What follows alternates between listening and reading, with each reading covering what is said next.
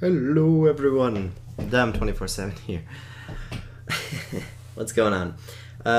Today I wanted to do a video. I have Final Cut Pro X here in my dock, as some of you may have seen, and I am just going to go over the program a little bit, what I like about it, what I don't, some updates to it versus Final Cut Pro, and so forth. So I'm going to show you my specs here. I have a 2 gigahertz processor, dual core processor in my Mac Mini, and 3 gigabytes of RAM.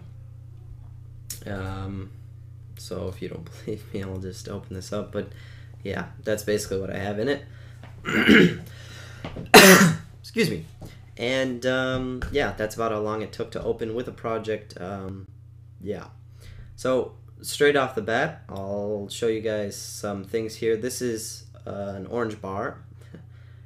Orange bars are good, right? This means that there's a background process running, and you can see that right here, and it's rendering. It's rendering in the background, and this is the biggest update to Final Cut Pro, and I love this update. This is just awesome because I have a very extensive transition in here where I can set points. Each one of these dots is one of these videos, and I can adjust where the video starts and so forth. You can see the video there on the bottom left moving, and it's awesome. To have that is just epic. That's awesome. It's really cool. So yeah, basically right here you have your timeline, and without any videos it looks a bit more like this. So you have just your insert clip here thing, and I can just go here to the beginning or to the end of my video. So yeah, and I can just take some video here and drop it in, just like so. And if I think, okay, I don't need this beginning part with the sun, I can cut it out. And the great part is magnetic timeline. So that's awesome. So, and this is not a video that Final Cut Pro is familiar with, so I can just, it's rendering it out in the background, but I can still scrub through it and I can play it.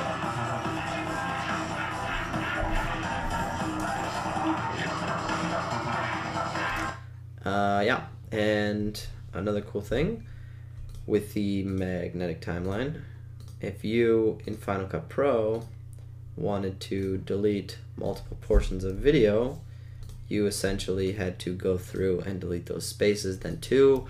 And if you had audio that spanned those spaces, you couldn't delete them, all sorts of things. Now you just click delete, everything moves closed, which is awesome. Transitions, there's some really cool transitions in here. I'll throw one of these big ones in here, and maybe just one of these smaller ones in here. Move it over. So this is rendering still,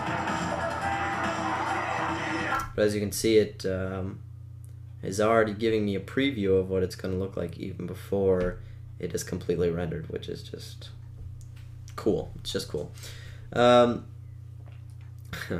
If you guys can tell, that's probably my favorite feature.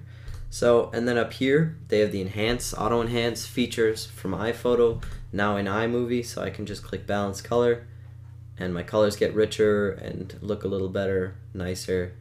Some skin tones get weird sometimes, but most of the time it looks pretty good.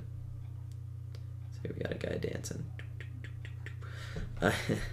You can also enhance the audio, which I've never really done. Doesn't seem to do much unless maybe you have some background audio or something. But you can easily change the speed. I can change it to 20 times the speed if I like. So it pops up this little thing, and I can just drag the video here to make it much faster if I wanna.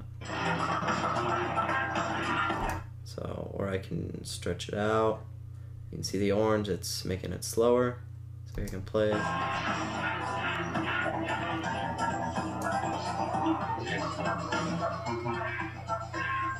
So now it's much slower.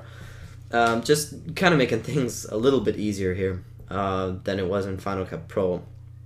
And with the rendering in the background, it's just great to be able to do things like this so easy. I'll close this here. This is just, there are a lot of different text things that you can put in here. If I want to have some text here, you know, I can just click in here. Excuse me. Just click in here and write my title, like "Hello, people," and then we can play this. And there is my text.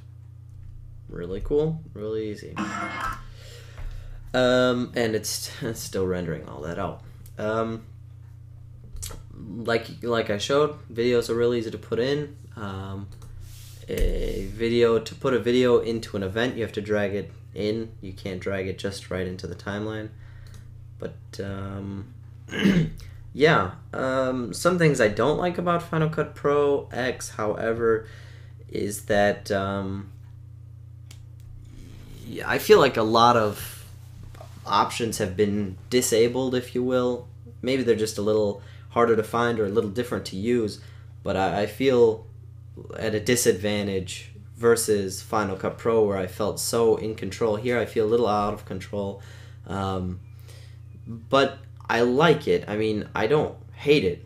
A lot of people out there hate it because it's so much like iMovie, but you know, I like the simplicity of iMovie. It works and it's cool, and so this for me is really just a step up from iMovie and just making it a little easier to edit things like home videos, you know, but also you can edit a feature film in it if you want. It really makes it that easy for someone at a consumer base. However, at a prosumer, I would see using Final Cut Pro as a much better option, I would say, because it's a little harder to do things like keyframing. I haven't really figured out how to do keyframing yet, or how to do like a chroma key or a color key, if you know what that is. That kind of thing. But overall, I think it looks much nicer than iMovie. Definitely much nicer than Final Cut Pro. Final Cut Pro doesn't quite have the looks, has the options. This new Final Cut Pro X has them both, but not so much on the options, it seems. But overall, great program. I really like it. Definitely going to be using it for some videos in the future with my new Canon 3100. I have a link to that in the description if you want to see a review about that. But I will see you guys next video, and please subscribe. Peace.